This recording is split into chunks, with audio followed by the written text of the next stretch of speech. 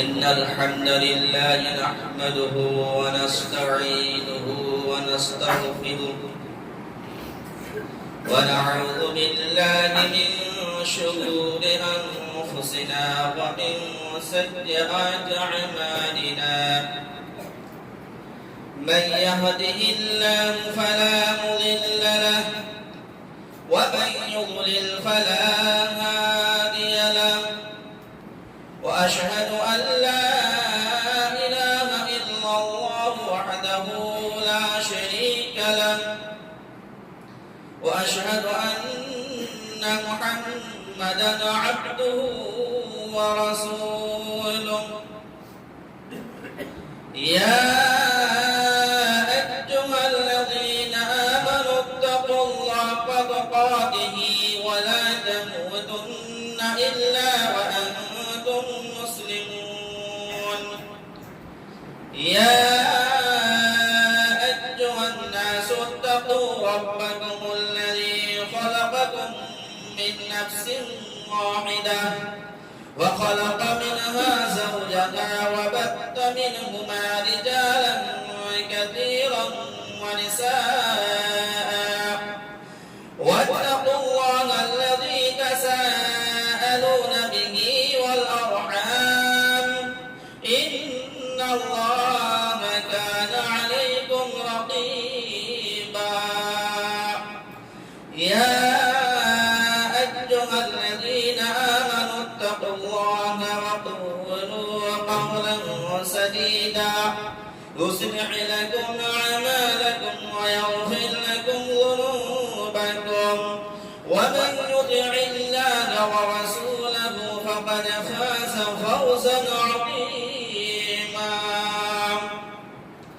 أما بعد فإن خير الحديث كتاب الله وخير الهدي هدي محمد صلى الله عليه وسلم وشر الأمور محدثاتها وكل محدثة بدعة وكل بدعة ضلالة وكل ضلالة في النار أعوذ بالله من الشيطان الرجيم بسم الله الرحمن الرحيم يوم نقول لجهنم هل امتلأت وتقول هل من مزيد وأزلفت الجنة للمتقين غير بعيد هذا ما توعدون لكل أواب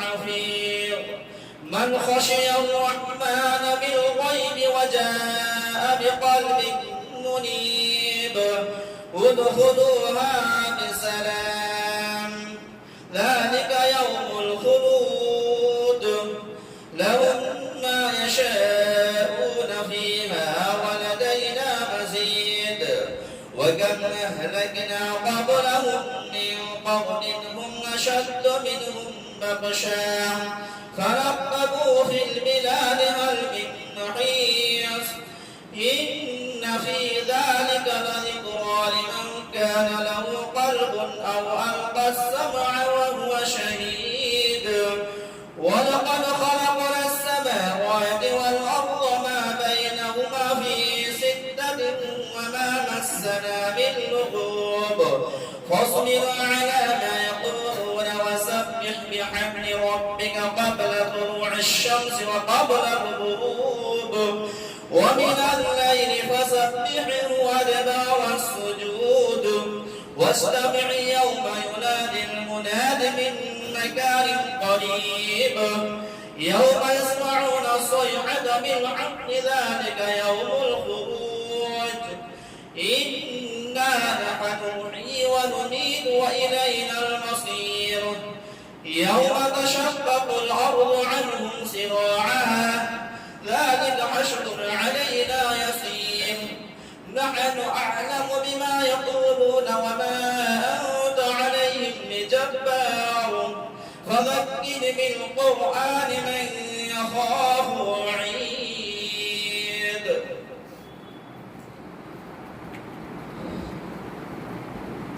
وقال الله تعالى في مقام آخر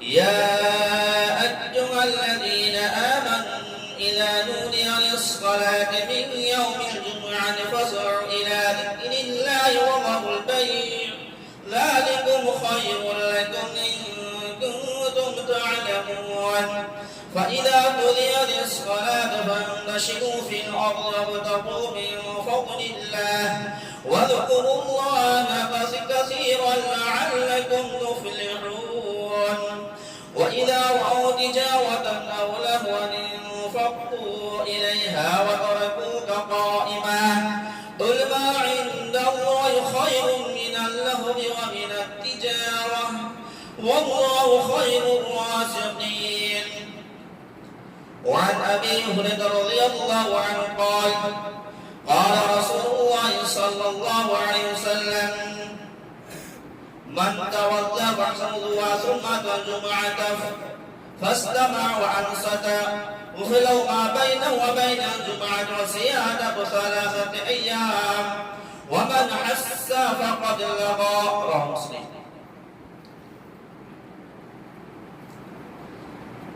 উপস্থিত আমাদের জামিয়া মুসলিমের শিক্ষক মণ্ডলী ছাত্রবৃন্দ এবং অন্যান্য ইসলামী ভাতৃবৃন্দ আজকে পবিত্র জুমায় আমার আলোচ্য বিষয় অত্যন্ত পরিচিত বিষয় সেটি হলো জুমার দিনে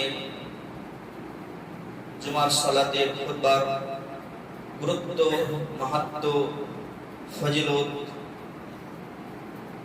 এ সম্পর্কে আমি আপনার সামনে কোরআন এবং সহিহ আলোকে সংক্ষিপ্ত বিবরণ ইনশাআল্লাহ তাআলা আসিস এটা মুসলিম ভাই সকল আল্লাহ তাআলা আমাদেরকে অসংখ্য অগণন অনেক রকমের নিয়ামত দান করেছেন তার মধ্যে অন্যতম নিয়ামত হলো যে আল্লাহ তাআলা আমাদেরকে বিশেষ কিছু সময় বিশেষ মাস বিশেষ দিন বিশেষ মুহূর্ত দান করেছেন যেই সময়ে যেই দিনে যেই মাসে বিশাল গুরুত্ব মাহাত্ম্য মর্যাদা ফজিলত লেগে রয়েছে যেই সময়গুলোতে আমরা আল্লাহ তাআলাকে নৈকট্য করতে পারি তার সন্তুষ্টি অর্জন করতে পারি জীবনের পাপ ও রাশিকে ক্ষমা করে দিতে পারি সেই সময়গুলোর মধ্যে অন্যতম হলো এই জুমার দিন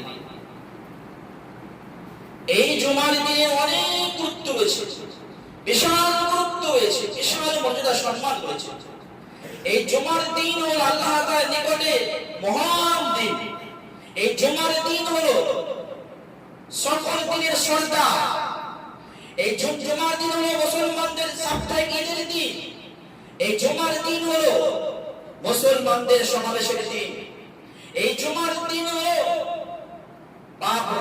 পাপ রাশি ক্ষমা হওয়ার দিন এই জুমার দিনে এমন একটি সময় রয়েছে যেই সময় দোয়া করলে আল্লাহ নিকটে কবুল হয় ইত্যাদি ইত্যাদি অনেক গুরুত্ব রয়েছে। এই জুমার দিনে আল্লাহ রাব্বুল আলামিন আদম আলাইহিস সৃষ্টি করেছেন। এই জুমার দিনে আদম আলাইহিস মৃত্যুবরণ করেছেন। এই জুমার দিনে আদম আলাইহিস জান্নাত লাভ করেছেন। এই জুমার দিনে আদম আলাইহিস জান্নাত থেকে পৃথিবীতে এসেছিলেন। এই জুমার দিনে কিয়ামত সংঘটিত হবে। এই রকম এই জুমাদের অনেক বৈশিষ্ট্য এবং গুণাবলী রয়েছে, মাহাত্ম্য রয়েছে। কিন্তু দুঃখের বিষয় হলো একটা সত্য যে এই মসজিদে যে সমস্ত মুসলিম নামাজ পড়তে আসে তাদের ব্যাপারে আমাদের যে রিপোর্ট আসে এবং পরিলক্ষিত হয় যে এই জুমার দিন আল্লাহর জন্য এত মহান দিন, সম্মান দিন, আমরা এই জুমার দিনে এবং জুমার খুতবা আমরা মর্যাদা দিচ্ছি না, সম্মান দিচ্ছি না, গুরুত্ব দিচ্ছি না। আমরা জুমার দিনের সম্মানকে হানি করছি, নষ্ট করছি, ধ্বংস করছি। অনেকে দেখা যায় কেউ খুতবা চলাকালীন মসজিদে এলো, এসে আপোষের কথা বলে, কেউ পিছিয়ে এলো কাতারকে চিনে ফেলে ভেঙে আগে আসার চেষ্টা করছে, কেউ আবার কুটো নিয়ে মোবাইল নিয়ে খেলছে, মোবাইল টিপা করছে, এমনকি এই কথাও বলছে, মোবাইলে খুনও করছে। এইরকম বহু রকম যা হচ্ছে অত্যন্ত গুরুতর অপরাধ এবং হারাম অবৈধ। তো যাই সময় সংক্ষিপ্ত, তো এই জুমা শব্দের অর্থ কি? এই জুমা শব্দের অর্থ একত্রিত হওয়া, একত্রিত করা। আর জুমাকে জুমা কেন বলা হয়? এই জন্য এই জুমা হলো মানে আল্লাহ রাব্বুল আলামিন এই জুমার দিনে আকাশ, পৃথিবী এবং আকাশের সকল বস্তুর সৃষ্টি করার কাজ সমাপ্ত করেছিলেন, শেষ করেছিলেন এই জুমার দিনে। যেন এই দিনে সকল সৃষ্টি জমা হয়েছে, তাই এই জুমাকে জুমা বলা হয়। অথবা এই জুমার দিন হলো মুসলমানদের সমাবেশের দিন, একত্রিত হওয়ার দিন। এই দিনে সকল মুসলমান একত্রিত হয় জুমার সালাত খুতবার জন্য। সেই জন্য এই জুমার দিনকে জুমা বলা হয়। প্রিয় মুসলিম ভাই সকল, আল্লাহ রাব্বুল আলামিন কোরআন মাজিদে 114টি সূরা অবতীর্ণ করেছেন। তার মধ্যে একটি সূরা হলো সূরা জুমা। এই সূরা জুমার এই নামকরণ দ্বারাই এই জুমার দিনে গুরুত্ব, মাহাত্ম্য, সম্মান স্পষ্ট হচ্ছে। আমি একটি আয়াত অনুবাদ করে প্রথমে আল্লাহ তাআলা আয়াতে বলছে, ইয়া আইয়ুহাল্লাযীনা আমানু ইযা নুদিয়া লিয়াউমিল জুমআতি ফাসআউ ইলা যিকরিল্লাহ। আমি বলবো যে এখানে অনেক মানুষ আছে এমনও নামাজ পড়তে আসে যারা নামাজ শুরু হবার 5 মিনিট 10 মিনিট আগে মসজিদে হাজির হয়। অভ্যাসগতভাবে এমন নয় করে একদিন হলো বরাবর এরকম লোক আছে আমাদের কাছে যে 10 মিনিট আগে উপস্থিত হয়। ভালো করে আপনারা, আমি বলবো আপনারা সকলে মন দিয়ে খুতবা শ্রবণ করুন এবং কিছু শিখুন। যেহেতু এটা হলো মানে এই সমাজটি হলো প্রশিক্ষণের ক্ষেত্র, প্রশিক্ষণের জায়গা। খুতবার উদ্দেশ্য হলো মানুষকে শিক্ষা দেওয়া, উপদেশ দেওয়া। এখান থেকে খুতবা শুনে নিজের জীবনকে সংশোধন করা। অতএব আপনারা মনোযোগ সহকারে এই খুতবা শুনবেন, মূল্যায়ন করবেন, ভুল থাকলে তা করবেন, সংশোধন করবেন। আল্লাহকে বলছে, ইয়া আইয়ুহাল্লাযীনা আমানু ইযা নুদিয়া লিস-সালাতি মিন ইয়াউমিল জুমআতি ফাসআউ ইলা যিকরিল্লাহ। হে ইমানদারগণ, যখন জুমার দিনে এই সালাতের জন্য ডাকা হবে, আহ্বান করা হবে, তখন তোমরা আল্লাহ তাআলার স্মরণে ধাবিত, ফাসআউ ইলা যিকরিল্লাহ, আল্লাহ তাআলার স্মরণের জন্য ধাবিত হও। ওয়া যারুল বাই', তোমাদের ব্যবসা বাণিজ্য কাজ কর্ম সমস্তকে বর্জন করো, বন্ধ করো, ছেড়ে দাও। এটা তোমার জন্য শ্রেষ্ঠ উত্তম যদি তোমরা জানতে। তাহলে ইয়াদে করে গেল আল্লাহ নুদিয়া মানে আহ্বান বা ডাক করা, ডাক দেওয়া মানে এই নূরের উদ্দেশ্য আযান। তো আল্লাহ কি বললেন, যখন জুমার দিনে আযান হয়ে যাবে তখন তোমরা ফাসআউ ইলা যিকরিল্লাহ, আল্লাহ ফাসআউ, ইসআউ শব্দের অর্থ, এর একটি অর্থ হলো দৌড়ানো। ইসা শব্দের একটা হলো কি দৌড়ানো, আরেকটি অর্থ হলো কোন কাজ গুরুত্ব সহকারে করা, মনোযোগ সহকারে করা, অতি সত্তর সেই কাজটি করতে দেরি না করা, বিলম্ব না করা, এটা মানে ভাষা ও শব্দের অর্থ। আর ইলা যিকরিল্লাহ, যিকরের উদ্দেশ্য জুমার সালাত বা জুমার খুতবা। আল্লাহ তাআলা বলতে চাইছেন যে যখনই জুমার আযান হয়ে যাবে তখন তোমরা বিভিন্ন কাজে কামে বা সমাজে লিপ্ত না থেকে সমস্ত কাজকে ছেড়ে দিয়ে জুমার সালাত এবং খুতবার জন্য মানে তোমরা মনোযোগ সহকারে এসো, যত্নবান হয়ে এসো। যে হাদিসে এসেছে পরিষ্কার পরিচ্ছন্ন গোসল করে সুগন্ধি ব্যবহার করে মানে তেল ব্যবহার করে পরিষ্কার পরিচ্ছন্ন তোমরা মসজিদে এসো। যেমন ধরেন যখন কোন ব্যক্তি যখন দৌড় দেয় তখন কি হয়, সে দৌড়ানোর সময় দৌড়া ছাড়া অন্য কাজে তার কিন্তু লক্ষ্য থাকে না, মনোযোগ থাকে না। তেমনই আল্লাহ বলতে চাইছে যে আযান হয়ে যাওয়ার পর আল্লাহ জিকির, আল্লাহর ইবাদত ছাড়া আর অন্য কাজে মনোযোগ থাকবে না। তাহলে আল্লাহ কি বললেন? তাহলে আয়াতটি প্রমাণ হলো যে আসলে ওয়াজিব এবং এই জুমার গুরুত্ব প্রমাণিত হচ্ছে। যেমন আযান হয়ে যাবে তেমনি আমাকে আপনার সকলকে এটা ইমানি দায়িত্ব এবং কর্তব্য এবং আমাদের মুসলিম মুমিনের পরিচয় হবে যে আগে ভাগে মসজিদে প্রবেশ করা।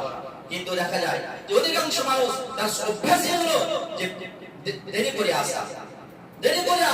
এটা কিন্তু মুমিনের পরিচয় নয়, এটা মুমিনের কাম্য নয়। তারপর আল্লাহ রাব্বুল আলামিন বলেন ফাইদা কুলিয়াতিস সালাতু ফান্তাশিরু ফিল আরদি ওয়াবতাগু মিন ফাদলিল্লাহ ওয়াযকুরুল্লাহা কাসীরান লাআল্লাকুম তুফলিহুন।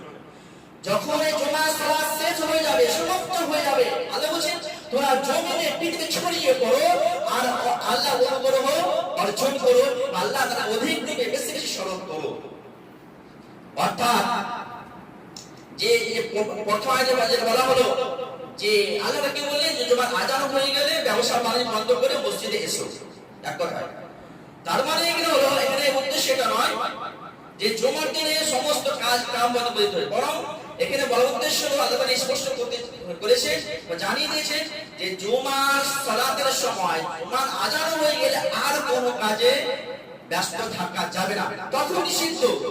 কিন্তু জুমার পুরোদিন কাজ কাম বন্ধ করা এটা কিন্তু ঠিক নয়।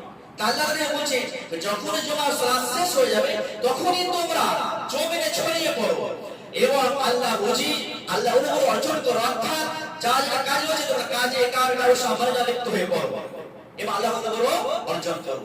তারপর আল্লাহ বলছে ওয়া ইযা রাউ তিজারাতান ওয়া লাহু ফাদু ইলাইহা ওয়া তারাকুকা কাইমা। আল্লাহ বলছে যখন তারা ব্যবসা বাণিজ্য খেল তামাশা দেখে তখন এদেরকে তোমাকে এই জুমার অবস্থায় দাঁড়ানো অবস্থায় দেখে তারা সেই থেকে ঝুঁকে যায়, সেই থেকে ছুটে যায়। অথচ আল্লাহ যা কিছু হয়েছে সেটা সর্বশ্রেষ্ঠ উত্তম। আল্লাহকে যা রয়েছে তা তোমাদের খেল তামাশা এবং ব্যবসা থেকে শ্রেষ্ঠ উত্তম এবং আল্লাহ তাআলা সর্বশ্রেষ্ঠ বুঝিদাতা। বিষয়টা কি হলো? এই আয়াতের প্রেক্ষাপট এই যে নবী সাল্লাল্লাহু আলাইহি ওয়াসাল্লাম, যেমন আমি আপনাদের সামনে খুতবা দিচ্ছি, এই নবী সাল্লাল্লাহু আলাইহি ওয়াসাল্লাম মসজিদে নববীতে খুতবা দিয়েছে, ভাষণ দিয়েছে, সেই অবস্থায় একটা বাণিজ্যিক কাফেলা এসে যায় মদিনার বাজারে। সাহাবারা জানতে পেরে ব্যবসা করতে শেষ হয়ে যায় ভয়ে নবী সাল্লাল্লাহু আলাইহি ওয়াসাল্লাম খুতবা দিয়েছে, সেই খুতবা শোনা বাদ দিয়ে তারা কি করে খুতবা শোনা বাদ দিয়ে সেই ব্যবসা পণ্য থেকে চলে যায় ব্যবসা পণ্য কিনতে। আর শুধুমাত্র 12 জন সাহাবী উপস্থিত ছিলেন। তখন আল্লাহ তার এই আয়াতটি অবতীর্ণ সাবধান করলেন, এটা করা যাবে না, ঠিক নয়, সতর্ক করলেন। এবং আল্লাহ যা রয়েছে সেটা সর্বশ্রেষ্ঠ। অর্থাৎ তোমরা আল্লাহ আনুগত্য করো, আল্লাহকে মেনে চলো, তার বিধানকে মেনে চলো, তাহলে কি এটা সর্বশ্রেষ্ঠ এবং আল্লাহ তাআলা সর্বশ্রেষ্ঠ রুজির দাতা, তিনি রুজি দিয়ে দান করবেন। প্রিয় মুসলিম ভাষা, এবারে আসে আপনার সামনে এই জুমাতে ফিরের সম্পর্কে। এই জুমার অনেক দেশে অনেক রকম ফজিলত রয়েছে। যেমন ইবনে আব্বাস থেকে বর্ণিত, ইবনে হাদিস বলেন ইন্না হাযা ইয়াউমুল ঈদ জাআলাহু আল্লাহু লিল মুসলিমিনা ফামান জাআলা জুমআতি ফালইগতাসিল ওয়া ইন কানা তিউ ফালামাসসাবিনু। বলছেন যে এই জুমার দিন হলো মুসলমানদের ঈদের দিন। আল্লাহ রাব্বুল আলামিন এই জুমার দিনকে মুসলমানদের জন্য ঈদ হিসাবে নির্ধারিত করেছে, চয়ন করেছে। সুতরাং ফামান যা ইলা জুমাতে, যেটাকে জুমাতে মসজিদে উপস্থিত হয় সেটা ফালিয়াতাসি, গোসল করে। ওয়াইকানা তিবুন, আর সুগন্ধি থাকলে, আতর থাকলে, সেন্ট থাকলে সেটা ব্যবহার করে আসে। তাহলে কি বোঝা গেল? এই জুমা দিন আল্লাহ রাসূল স্বয়ং বললেন যে আল্লাহ তাআলা মুসলমানদের জন্য এই জুমার দিনকে ঈদ হিসাবে, এটা সাপ্তাহিক ঈদ, সাপ্তাহিক খুশির দিন। আল্লাহ আমাদের এটা একটা বড় নিয়ামত, এটা খুশির বিষয়। আল্লাহ আমাকে এই জুমার দিন সাপ্তাহিক ঈদ হিসাবে নির্ধারিত করেছেন। সুতরাং একটা জিনিস জানতে পারলাম যে জুমার দিন গোসল করে আসা জরুরি। যেমন হাদিসে এসেছে গোসল করে জুমার দিন গোসল করা ওয়াজিব। তো যাই হোক, তো জুমার দিন মানে ওয়াজিব বলতে সে ওয়াজিব নয়, কিন্তু সুন্নাতে মুআক্কাদা বা গুরুত্বপূর্ণ বিষয়। ওয়াতে জুমার দিন গোসল করে পরিষ্কার পরিচ্ছন্ন হয়ে আতর সেন্ট ব্যবহার করে আসা কি জরুরি। এটা আমাদেরকে তাকিদ করেছে এবং উদ্বুদ্ধ করেছে। তার বাবা থেকে বর্ণিত সেই মুসলিম হাদিসে বলছে খায়রু ইয়াউমি তালাআত আশ-শামসু ইয়াউম জুমআতে। রাসূল বলেছেন যে যেই দিনগুলোতে সূর্য উদিত হয় তার মধ্যে সর্বশ্রেষ্ঠ দিন হলো জুমার দিন। কেন ফি খুলিকা আদম, পরে বললাম যে হাদিসের অর্থ হলো যে এই দিনে আলাইহিস সালামকে সৃষ্টি করা হয়েছে, এই দিন আলাইহিস সালামকে জান্নাত দান করা হয়েছে, এই দিন আলাইহিস সালামকে জান্নাত থেকে বের করে পৃথিবীতে পাঠানো হয়েছিল, এই দিন আলাইহিস সালামের তওবা কবুল হয়েছিল, এই দিনেই কিয়ামত সংঘটিত হবে। আবু হাদিসে রাসূল বলেছেন যে এই দিনে ঈসা আলাইহিস সালাম সিংহায় দ্বিতীয় ফুৎকার দিবেন এবং এই দিনেই কিয়ামত সংঘটিত হবে। নবী সাল্লাল্লাহু আলাইহি ওয়াসাল্লাম বলেছেন যে মা আলাল আরদি মিন দাব্বাতিন লাওয়াইয়া ওয়াল ইল্লা ওয়াহিয়া তুসবিহু ইয়াওম জুমআতি মুসিখাত হাত্তা তালকা আশ-শামসু শাবাকা মিন আসা ইল্লা বানা আদম। রাসূল বলেছেন যে পৃথিবীতে যত জীবজন্তু রয়েছে সবাই কিন্তু মানে কিয়ামত, এই জুমার দিনে কিয়ামত হয়ে যাবে এই ভয়ে ভীত হয়ে সকাল করে সূর্য উদয় পর্যন্ত। এক কথায় মানুষ এবং জিন ছাড়া সবাই এই জুমার দিনে কি করে ভয় ভীত হয়ে সকাল করে। হয়তো এখানে কিয়ামত সংঘটিত হয়ে যেতে পারে। তাহলে ভেবে গেছে যে মানুষ ছাড়া, জিন ছাড়া বাকি সমস্ত জীব জন্তু পশু পক্ষী সবাই এই জুমার দিন ভয় করে। কিন্তু আমাদের কোনো ভয় থাকে না। এই জুমার দিনের সম্মান, এর মাহাত্ম্য আমাদের সামনে থাকে না, লক্ষ্য থাকে না। আমরা গাফিল হয়ে জীবন যাপন করছি। সেই তাই নয়, এই দিনে মানে আল্লাহ বলেছেন মা মিন আফদালি আইয়ামি কিয়ামাল জুমআতি فيه نفقه فيها فاقصر عليها من الصلاة فيه فإن صلاتكم معروضة عليها. النبي صلى الله عليه وسلم বলছেন আমাদের হাদিস যে মিন আফদালি আইয়ামিকুম ইয়াউমাল জুমআ, যে তোমাদের অর্থাৎ সকল দিনের মধ্যে সর্বশ্রেষ্ঠ দিন হলো, সকল দিনের সেরা দিন হলো জুমার দিন। এবং আরো কথা রয়েছে, তখন রাসূল শেষ অংশে বলছে যে এই দিনে কিয়ামত সংঘটিত হবে। অতএব তোমরা কি করো, এই দিনে বেশি বেশি আমার প্রতি দরুদ পাঠ করো, কেন তোমাদের দরুদ আমার কাছে পেশ করা হয়। তাহলে এই হাদিস থেকে প্রমাণ হলো যে জুমার দিন সর্বশ্রেষ্ঠ মহান দিন, সকল দিনের সেরা দিন। এবং কি হলো যে এই জুমার দিনে বিশেষভাবে নবী সাল্লাল্লাহু আলাইহি ওয়াসাল্লাম প্রতি বেশি বেশি দরুদ পাঠ করা। এই জুমাতে অনেক ধরনের আমল রয়েছে, অনেক কিছু করণীয় এবং বর্জনীয় রয়েছে। তার মধ্যে একটি করণীয় হলো যেটা সম্পর্কে বেশি বেশি দরুদ পাঠ করা। তারপরে জুমার একটি মুহূর্ত সময় রয়েছে, যেই সময় দোয়া করলে আল্লাহর নিকটে গ্রহণযোগ্য হয়। আমাদের বর্ণিত সহিহ বুখারী হাদিস ফিহি সাআতু লা ইউআফিকু আবদুন মুসলিমুন আও কায়িম ইউসাল্লি ইয়াসআলুল্লাহ তাআলা ইল্লা আতাহু ইয়্যাহু। যে রাসূল বলেছেন যে এই জুমার এমন একটি মুহূর্ত রয়েছে, এমন একটি সময় রয়েছে, যেই সময় কোন মুসলিম বান্দা দাঁড়িয়ে নামাজ অবস্থায় আল্লাহর কাছে কিছু চায়, দোয়া করে, আল্লাহ তাকে সেটা দান করবে। সেটা কোন সময় এই বিষয়ে মতভেদ রয়েছে এবং হাদিস স্পষ্টভাবে বলা হয়নি। তবে গ্রহণযোগ্য যেটা মানে গ্রহণযোগ্য বা বেশি সঠিক যেটা বলে সেটা হলো এই ইমামের মিম্বারে বসা থেকে নিয়ে জুমা সালাত শেষ হওয়া পর্যন্ত একটা সময় বলা হয়, এই সময়ের মধ্যে, এবং আসরের পরে সূর্য অস্ত পর্যন্ত একটা সময় বলা হয়েছে। তো বলতে হলো জুমার একটা সময় রয়েছে, যে সময় কেউ আল্লাহর কাছে দোয়া করে আল্লাহ তার সে দোয়া কবুল করবে। তারপর সেই হাদিস আমাদের বর্ণিত, নবী সাল্লাল্লাহু আলাইহি ওয়াসাল্লাম বলেন, মান তাওয়াদ্দা বা'দা উযুওয়া সুম্মা আতা জুমআতা ফাস্তামা'a ওয়া আনসাতা গুফিরা মা বাইনাহু ওয়া বাইনাল জুমআতাyn ওয়া জিয়ারাতু আল-আইয়াম ওয়া মান মাসাহা ফাকাল্লাহ। নবী সাল্লাল্লাহু আলাইহি ওয়াসাল্লাম বলেন যে যে ব্যক্তি সুন্দর করে উত্তম ভাবে ওযু করে জুমার সালাতের জন্য মসজিদে উপস্থিত হলো এবং চুপচাপ মনোযোগ সহকারে ইমামের খুতবা শ্রবণ করলো, তাহলে বুঝেন সেই ব্যক্তি এই জুমা থেকে আগামী জুমা পর্যন্ত আরো অতিরিক্ত 3 দিন মোট 10 দিনের গুনাহ তার ক্ষমা করা হবে। ওয়ামান মাসাল হাসান ফাকাল্লাহা। আর যে ব্যক্তি কাকর স্পর্শ করলো, কাকর নিয়ে খেলাধুলা করলো, সেই ব্যক্তি অনর্থক কাজ করলো, তার জুমা বাতিল হয়ে গেল, সেই জুমার ফজিলত থেকে এবং সম্মানের ফজিলত থেকে নেকি থেকে বঞ্চিত হয়ে গেল। তাহলে হাসি কি মানে প্রমাণ হলো যে জুমার এই সময়ে বা জুমা দিনে কত গুরুত্ব বা মাহাত্ম্য রয়েছে, যে কোনো ব্যক্তি খুব পরিষ্কার পরিচ্ছন্ন হয়ে উত্তম ভালোভাবে ওযু করে মসজিদে এসে মনোযোগ সহকারে চুপচাপ থেকে ইমামের খুতবা শুনে এই আমলের বিনিময়ে তার 10 দিনের পাপ ক্ষমা হয়ে যাবে।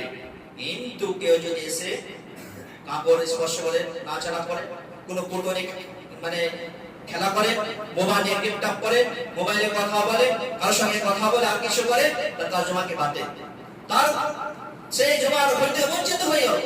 এই বিষয়ে আরো হাদিস আসছে। তো নবী সাল্লাল্লাহু আলাইহি ওয়াসাল্লাম আরো বলেন এই জুমার ফজিলত সম্পর্কে, যে সেটা হলো এই মান মাসালা ওয়া মুতাসালা ওয়া গাদা ওয়া মুতাকারা ওয়া দাল ইমাম ওয়া লাম ইয়ালহু ওয়া কানা লা বিকুল্লি খুতওয়াতিন আমালু সালাতিন সিয়ামুহা ওয়া কিয়ামুহা। আর রাসূল সিয়ামুহা ওয়া কিয়ামুহা বলছেন যে ব্যক্তি এক কথায় ভাবাতে হলে যে ব্যক্তি খুব ভালোভাবে সুন্দর করে গোসল করলো আর আগে ভাগে মানে আগে মসজিদে উপস্থিত হলো আর হয়ে ইমামের নিকটবর্তী বসে মনোযোগ সহকারে চুপচাপ ইমামের খুতবা শুনলো, ওয়ালা মিয়ালহু, আর কোনো অনর্থক কাজ করলো না, ফালতু বেকার কাজ করলো না, কথা বললো না। রাসূল বলছেন কানা বিকুল্লি খুতওয়াতিন আমালু সালাতিন সিয়ামুহা কিয়ামুহা। সেই ব্যক্তির প্রত্যেকটি পদক্ষেপের বিনিময়ে, প্রত্যেকটি কদমের বিনিময়ে 1 বছরের নফল সালাত এবং সিয়ামের নেকি আমল এবং নেকি দান করা হবে। ভেবে দেখেছেন, ভাবতে পেরেছেন যে বাড়ি থেকে সুন্দর করে ওযু করে গোসল করে পরিষ্কার পরিচ্ছন্ন হয়ে আদবের সাথে চরিত্রের সাথে সুন্দরভাবে মসজিদে এসে চুপচাপ কোন আজেবাজে কাজ না করে শুধু শ্রবণ করলো ইমাম খুতবা, তাহলে কি হবে যে বাড়ি থেকে হেঁটে আসলে প্রত্যেকটি পায়ে পায়ে, প্রত্যেকটি পদক্ষেপে 1 বছর ধরে নফল সালাত আদায় করে নফল সালাতের নেকিটা পাওয়া যাবে। প্রত্যেকটি পদক্ষেপের বিনিময়ে আল্লাহ তাআলা সেই নেকি দান করবে। ভাবতে পেরেছেন কিনা? আমরা বসি, আমি লক্ষ্য করি আমরা এসে আসছে হাসি ঠাট্টা করছি, একদম কথা বলছি, যা সকাল করছি, প্রিয় মুসলিম ভাই সব জুমার খুতবা চলাকালীন কোন কাজ, কোন কথা, কোন কিছুই করা যাবে না, ইশারা ইঙ্গিত কোনো কিছু চলবে না।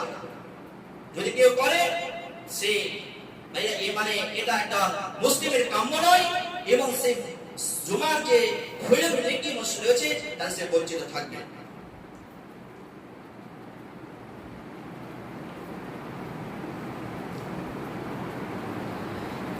মুসলিম ভাই সব আমরা এতক্ষণ পর্যন্ত এই জুমার দিনের এবং জুমার গুরুত্ব এবং মাহাত্ম্যের সম্মান সম্পর্কে আমরা শ্রবণ করলাম।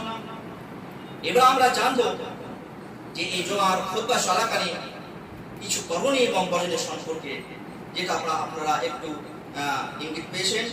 তার মধ্যে হলো যে জুমার দিন আগে ভাগে আসা, দেরি না করা, আগে আসা, এর কি নেকি এবং রয়েছে। নবী সাল্লাল্লাহু আলাইহি ওয়াসাল্লাম এবং এর ব্যাপারে আমরা কি বলেছেন? রাসূল বলেছেন উহুদুরু আযিকরা ওয়া দুনিয়াল ইমাম ফাইনার রাজুলা লা ইয়াযালু ইয়াতাবাআদু হাত্তা ইউআখখারা ফিল জান্নাহ। যারা আপনারা অভ্যাস করে নিয়েছেন যে দেরিতে আসা, এই নামাজে 5 মিনিট আগে তারা ভালো করে শুনুন। রাসূল বলছেন যে আল্লাহ বলছে তোমরা এই জিকিরে উপস্থিত হও, অর্থাৎ তোমার সালাত এবং খুতবাতে উপস্থিত হও আর ইমামের নিকটবর্তী বসো, অর্থাৎ যে যেমন আসবে যে যেখানে জায়গা পাবে সেইভাবে সে বসবে। তারপরে ফাইনাল রাজুলা লা ইয়াযালু ইয়াতাবাআদু হাত্তা ইউআখখারা ফিল জান্নাহ, রাওয়াহু দাউদ। যে ব্যক্তি বা কোন ব্যক্তি সে দূর হতে থাকে, দেরি করতে থাকে, এই দেরি করতে থাকে এমনকি তাকে জান্নাতে তাকে দেরিতে বা পিছিয়ে তাকে জান্নাত দেওয়া হবে। অর্থাৎ যে ব্যক্তি অভ্যাস যে নেক আমলে ইবাদতে সালাতে সে দেরি করা আসা অভ্যাস, দেরি করতেই থাকে, পিছিয়ে আসতে থাকে, তো সমঝেন সেই ব্যক্তি জান্নাতে যেতেও তার দেরি হবে, আগে ভাই জান্নাতে যেতে পাবে না। জান্নাতে যাবে, জান্নাতে সে সার্টিফিকেট পেয়েছে যাবে, কিন্তু আগে ভাগে নয়, শেষে পড়ে যাবে। যেহেতু তার এই কারণে সে জুমা সালাতে বা ইবাদতে বন্দেগী সে দেরি করে সেই কারণে। তারপরে মসজিদে এসে যে যেখানে জায়গা পাবে সে সেখানে বসে যাবে, মানে কাতারকে চিরে মুসল্লিকে ডেকে ঘাড়কে ফেলে আগে আসা চলবে, নিষিদ্ধ হারাম। যদি কেউ কাজ করে তার জমা বাতিল। এই সম্বন্ধে রাসূল কি বলছেন যে যা রাজুলুন ইয়াতাহাত্তা লিকাবান নাস ইয়াউমাল জুমআতি রাসূল ইয়াকতুবু ক্বাল সাল্লাল্লাহু আলাইহি ওয়াসাল্লাম ইজলিস ফাকাত আদাইতা, যে আমি যেমন খুতবা দিছি আপনাদের সামনে, এইরকম সাল্লাল্লাহু আলাইহি ওয়াসাল্লাম জুমার খুতবা দিয়েছেন, ভাষণ দিয়েছেন, সেই অবস্থায় একজন ব্যক্তি মানুষের ঘাড়কে ডিঙিয়ে চিড়ে আগে আসছে। ব্যক্তিকে বললেন ইজলিস ফাকাত আদাইতা, তুমি ওখানেই বসো, তুমি মানুষের কষ্ট দিচ্ছ, তুমি ওখানেই বসো, মানুষের কষ্ট দিচ্ছ। তার কি হলো, যে যেমন আসবে সেরকম বসবে, পিছিয়ে আসবে আগে আসার চেষ্টা করবে, এটা কিন্তু নবী সাল্লাল্লাহু আলাইহি ওয়াসাল্লামের আদর্শ নয়। এটা কিন্তু জুমার সালাতে বা জুমা যে নিয়ম তার নিয়মের মধ্যে পড়ে না, এটা নবী সাল্লাল্লাহু আলাইহি ওয়াসাল্লামের পদ্ধতির বিপরীত কর্ম। অতএব আগে বসতে গেলে আগে আসতে হবে, কিন্তু পিছিয়ে আসো আর আগে বসো এটা কিন্তু হবে না। যদি করে এটা একটা অন্যায় কাজ হবে, অপরাধ হবে। তারপরে মসজিদে এসে একটা করণীয় হলো যে 2 রাকাত হালকা নামাজ পড়া, অর্থাৎ খুতবা চলাকালীন যদি কেউ আসে সেই অবস্থায় 2 রাকাত হালকা নামাজ পড়া। এইসব জায়গায় রাসূলুল্লাহ বলছেন যে জারুজুন ওয়া নবী সাল্লাল্লাহু আলাইহি ওয়াসাল্লাম ইয়াখতুবুন নাস ইয়াউমাল জুমআতি। আব্দুল্লাহ বলছেন যে নবী সাল্লাল্লাহু আলাইহি ওয়াসাল্লাম এরকমই জুমার দিন জুমার ভাষণ দিচ্ছেন, সেই অবস্থায় একজন ব্যক্তি এসে বসে গেল। রাসূলুল্লাহ বলেন আসল্লাইতা, তুমি নামাজ পড়েছো? রাসূলুল্লাহ বললেন সে বলল না পড়িনি। কুম ফারকা, উঠো আর 2 রাকাত নামাজ হালকা করে পড়ো, অপরাধ দিচ্ছে। তাহলে বোঝা গেল যে খুতবা চলাকালীন কেউ এলে প্রথমে 2 রাকাত হালকা করে নামাজ পড়তে হবে। এটা রাসূলের গুরুত্বপূর্ণ পদ্ধতি এবং সুন্নাহ বা আদর্শ। অনেক ব্যক্তিকে দেখা যায়, এটা লক্ষ্য করেছি যে অনেকে এলো এসে বসে গেল, সুন্নাহ পড়েছি বললো না, এটা কিন্তু ঠিক নয়। বরং প্রথমে 2 রাকাত হালকা নামাজ পড়ে চুপচাপ বসে যেতে হবে। এবার নবী সাল্লাল্লাহু আলাইহি ওয়াসাল্লাম এটাকে তার উম্মতের জন্য একটা নির্ধারিত বিধান করার জন্য আল্লাহ বললেন এটা জাহাদুকুম ওয়াল ইমাম ইয়াখতুব ফালিউসাল্লি রাকাতাইন, যখন তোমার মধ্যে কেউ মসজিদে আসবে খুতবা চলাকালীন সে যেন 2 রাকাত নামাজ পড়ে নেই। অর্থাৎ এটাকে সকলের জন্য কিয়ামত সকলের জন্য এই বিধানকে নির্ধারিত করে দিলেন। তারপরে খুতবা শোনা হলো তো ওয়াজিব, এই জুমার খুতবা শোনা কি ওয়াজিব? এবার এই খুতবা চলাকালীন কথাই বললাম যে খুতবা চলাকালীন কোনো কথা বলা, ইঙ্গিত করা, ইশারা করা, কাপড় নাড়াচাড়া করা, মোবাইল নাড়া, কারোর কথা বলা, ইঙ্গিত ইশারা করা, এমনকি সালাম দেওয়া, সালাম উত্তর দেওয়া, এমন আপত্তিকর কাজে কাউকে বাধা দেওয়া, এসব কিছুই চলবে না, এসব কিছুই চলবে, নিষিদ্ধ বা হারাম। এবং এই সমস্ত কাজ কেউ করলে এটা অত্যন্ত অপরাধ বা অন্যায় কাজ। এই বিষয়ে আমাদেরকে সতর্ক এবং সাবধান করেছেন এবং নিষেধ করেছেন।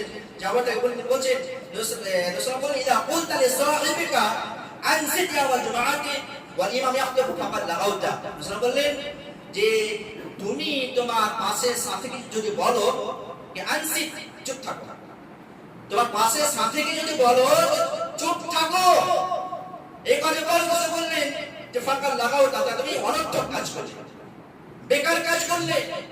অর্থাৎ এর ব্যাখ্যা হলো যে তার জমার যে নেকি এবং গুরুত্ব বা ফেলতে সে তাকে বঞ্চিত হয়ে গেল বা তার জমা বাতিল হয়ে গেল। বুঝতে পারলেন? আল্লাহ স্পষ্ট বললেন। তাহলে কেউ যদি আপত্তিকর কাজ করে কথা বলে সেটাও বলা করা যাবে না। কেউ যে কথা বলে তাকেও নিষেধ করা যাবে না, যে নিষেধ করবে তারই কি জমা বাতিল হয়ে যাবে। এও যে কথা বলতে সে তো একটা গাধা, যেহেতু নবী সাল্লাল্লাহু আলাইহি ওয়াসাল্লাম বলেছেন যে জমার সময় কথা বলে সে হচ্ছে গাধা, গাধা নেই। এবং সাহাবায়ে কেরাম কথা বলেছেন যে কথা বলে সে হচ্ছে গাধা। নবী সাল্লাল্লাহু আলাইহি ওয়াসাল্লাম বললেন যে মান তাকাল্লামা ইয়াউমাল জুমআতি ওয়া লাম ইয়াখতুব ফাহুয়া কামাল হিমার ইয়াহমিল আসফারা। রাসূল বলেন যে ব্যক্তি জুমার দিন খুতবা চলাকালীন কথা বললো সে হলো গাধার নেই, সে গাধার মতো। আর যে তাকে চুপ থাকতে বললো জমা, তার জমা নেই, তার জমাই নেই। তাহলে আলোচনা দিয়ে স্বয়ং বললেন যে খুতবা চলাকালীন কেউ কারোর কথা বললো সেটি গাধা। এমন ব্যাপারে সাহাবী বর্ণনা করছেন, আলকামা রাদিয়াল্লাহু তাআলা বলেন যে তার জমার খুতবা চলাকালীন তার সাথী আলকামা সে কথা বলছে, আলকামাকে চুপ থাকতে বললেন। সে সময় নামাজের শেষে যখন আব্দুল্লাহ ইবনে নিকটে এই কথা পৌঁছলো তখন তিনি বললেন যে তোমার তো সালাতে হয়নি, আগামীকে তোমার তো সালাত তো জমাই হয়নি, বেকার হয়ে গেছে, এবং তোমার সাথী হলো একটা গাধা, মানে একটা কি গাধা। তাইলে বোঝা গেল যে এই জমার খুতবা চলাকালীন কোন রকমের কথা বলা যাবে না, এবং ইঙ্গিত ইশারা কাপড়ে নাচড়া করা এবং মোবাইল নিয়ে খেলাধুলা করা আর কিছু করা কোনো কিছু চলবে না। কিন্তু দেখা যায় যে এখানে অনেক মুসল্লি আছে এই ধরনের কর্মকাণ্ড করে থাকে, আর এই ধরনের কাজগুলো কিন্তু অন্য জায়গাতে কিন্তু লক্ষ্য করা যায় না, এখানেই লক্ষ্য হয়। কিন্তু মুসলিম ভাই সকল, অতএব এই সমস্ত বিষয়ে আমরা সতর্ক এবং সাবধান থাকবেন। নবী সাল্লাল্লাহু আলাইহি ওয়াসাল্লাম এক হাদিসে বলছেন যে এই জুমার দিনে তিন ধরনের লোক হাজির হয়, উপস্থিত হয়। এখানে তিন ধরনের লোক উপস্থিত হয়। একটা কি একজন ব্যক্তি এমন ধরনের উপস্থিত হয় যারা এসে অনর্থক কাজকর্ম করে, ফালতু কাজকর্ম করে, কথাবার্তা করে যা তার প্রাপ্য। আর একজন ব্যক্তি এমন উপস্থিত হয় যে দ্বিতীয় শ্রেণীর লোক হলো যে এসে আল্লাহর কাছে দোয়া করে এবং আল্লাহ তাআলা ইচ্ছা করে তাকে দেন বা দেন না। আর তিন নম্বর লোক হলো যে রাজুল হাজারা বিইনসাদ ওয়া সুকুতি ওয়া লা তাখাত্তা রাকাবাতা মুসলিমিন ওয়া লা ইউজি আহাদান ফাইহা কাফারাতুল জুমআ। এই একজন ব্যক্তি যে চুপচাপ মসজিদে এসে বসে ইমামের খুতবা শ্রবণ করলো, কোন মুসলমানের ঘাড়কে ছিঁড়ে আগে আসলো না, কাউকে কষ্ট দিল না, তাহলে কি হবে? সেই ব্যক্তি যে পূর্বে বললাম সেই ব্যক্তি মানে এই জমা থেকে আগামী জমা পর্যন্ত বা আরো 3-10 দিন তার গুনাহ ক্ষমা হয়ে যাবে। তাহলে এই জমাতে আল্লাহ কি বললেন? তিন ধরনের লোক কি হয়? উপস্থিত হয়। তিন ধরনের, তাই না? তিন ধরনের মধ্যে প্রথম যেটা করলাম সেটা হচ্ছে মানে তার কাজকর্ম কি ঠিক নয় এবং অন্যায়, এটা মুসলিম ভাষা।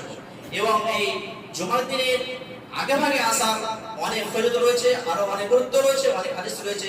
যেমন একটা হাদিস রয়েছে সাল্লাল্লাহু আলাইহি ওয়াসাল্লাম বলেছেন যে যেই ব্যক্তি সর্বপ্রথম মানে আযানের আগে সর্বপ্রথম মানে ফেরেশতা মণ্ডলীরা মসজিদে গেটে বসে যায়, আর যেভাবে আসে তাদের নাম তাদের রেজিস্টারে নোট করতে থাকে, লিপিবদ্ধ করতে থাকে। যে ব্যক্তি সর্বপ্রথমে আসে সেই ব্যক্তি যেন একটি উট কোরবানি করলো, তারপরে যে এলো সে যেন একটি গাই কোরবানি করলো, তারপরে যে এলো সে যেন একটি ছাগল কোরবানি করলো, তারপরে যে এলো সে যেন একটি মুরগি কোরবানি করলো, তারপরে হাঁস, তারপরে মুরগি, তারপরে মুরগির কথা বলা হয়েছে। তো মোট কথা কি হলো? যে ব্যক্তি আযানের আগে মসজিদে উপস্থিত হবে তাদের নাম ফেরেশতাদের খাতায় লিপিবদ্ধ হবে, এবং যে যেভাবে আসবে সেই অনুপাতে সে এই সমস্ত নেকিগুলো সে অর্জন করবে, সঞ্চয় করবে। কিন্তু মুসলিম ভাই সকল, তাহলে ভাবতে পেরেছেন যে অল্প অল্প সময়ে অল্প অল্প ইবাদতের বিনিময়ে যাতে কোনো পরিশ্রম নেই, সেরকম যাতে কোনো টাকা পয়সা খরচ নেই, অল্প একটু সময় দিলে বা অল্প একটু লক্ষ্য রাখলে তাতে আমরা অনেক নেকি এবং অনেক রকম মর্যাদা আমরা লাভ করতে পারবো। মুসলিম ভাষা তো বলা বাহির বলার উদ্দেশ্য এই যে আমরা মুসলিম, আমাদের উচিত হবে সমস্ত কাজ আল্লাহ তাআলার ওয়াস্তে এবং সুন্দরভাবে সেটাকে আদায় করা। এটা আমাদের করণীয়, এটা আমাদের ইমানি দায়িত্ব। মুসলিম হিসেবে আমাদের কর্তব্য। কিন্তু আমরা অধিকাংশ ক্ষেত্রে অধিকাংশ মানে সমস্ত বিষয় আমরা লক্ষ্য করি না, এগুলো আমরা সম্মান দিই না, মর্যাদা দিই না, এগুলো আমরা গুরুত্ব দিই না, আমরা হেদায়েত কাটিয়ে দিচ্ছি। যার ফলে যে এগুলো যে আমরা একটু এই যে সামান্য আমরা বেঁচে থাকি সমস্ত বিষয় থেকে আমরা কত নেকি অর্জন করবো, কত নেকি অর্জন করবো। আমরা যে পাপগুলো মোচন হয়ে যাবে, আল্লাহ সন্তুষ্টি লাভ হবে, জান্নাত লাভ হবে। আর এগুলো একটু সামান্যতম ব্যতিক্রম করলে আমরা সবকিছু নষ্ট। কিন্তু আমরা মুসলমান, আমরা প্রতি জুমায় আমরা কথা শুনছি শ্রবণ করছি, আমরা জীবনে আমরা বাস্তবায়িত করছি না, পালন করছি না। আমরা এক কান দিয়ে শুনলাম, অপর কান না বের করলাম। যেমন আমরা পূর্বে আপনারা গত সপ্তাহে মানে খায়েশাত অর্থাৎ মানে প্রবৃত্তির সম্পর্কে বক্তব্য শুনেছেন যে প্রবৃত্তিকে আমরা যে আমরা কন্ট্রোল না করি, আমরা প্রত্যেককে সৎ কাজের উপরে না রাখি, তাহলে আমাদের জীবন কি মানে ক্ষতিগ্রস্ত হবে, ধ্বংস হবে। অতএব আমাদেরকে সবসময় সৎ পথে থাকতে হবে, যেটা কল্যাণকর, যেটা মঙ্গলময়, যেটা শ্রেষ্ঠ, সেটা আমাকে অবলম্বন করতে হবে। এবং বিশেষভাবে যেটা বললাম, জুমার দিনের এবং জুমার খুব চলাকালীন সমস্ত বিষয়গুলো যেটা করণীয় সেটা আমাকে করতে হবে, যেগুলো বর্জনীয় সেটা আমাকে বর্জন করতে হবে। বিশেষ করে জুমার দিনে খুব পরিষ্কার পরিচ্ছন্ন গোসলে ভালোভাবে উজু করে তেল লাগিয়ে বা সুগন্ধি ব্যবহার করে সুন্দরভাবে মানুষের মতো আল্লাহর সাথে মসজিদে এসে যে যেখানে জায়গা পাওয়া যাবে সেই জায়গাতে আজান আগে হলে যতটা সম্ভব 2 রাকাত 4 রাকাত 10 রাকাত যতটা পারে পড়ে তখন খুতবা শুরু হয়ে গেলে ইমামের খুতবা সুন্দরভাবে মনোযোগ সহকারে শ্রবণ করতে হবে, সেগুলো মূল্যায়ন করতে হবে, সেখানে শিক্ষা নিতে হবে, উপদেশ দিতে হবে, নিয়ে সেটা আমাদের জীবনে বাস্তবায়িত করতে হবে। এবং খুতবা চলাকালীন কোনো রকম কথা বলা যাবে না, ইঙ্গিত ইশারা করা যাবে না, কোনো রকম জিনিস নিয়ে খেলাধুলা করা যাবে না এবং কথা বলা যাবে না, এবং কাতারকে ফিরে আগে আসা যাবে না। অতএব এই সমস্ত জিনিসগুলো আমরা মূল্যায়ন করবেন এবং সতর্ক সাবধান হবেন। আল্লাহ আমরা সকলকে এই সমস্ত বিষয়গুলো বোঝার এবং সেই আমরা তৌফিক দান করুন। আমিন। আকুলু হাদা আস্তাগফিরুল্লাহ ওয়া লাকুম মুসলিমিন ওয়া আখিরু দাওয়ানা আলহামদুলিল্লাহ।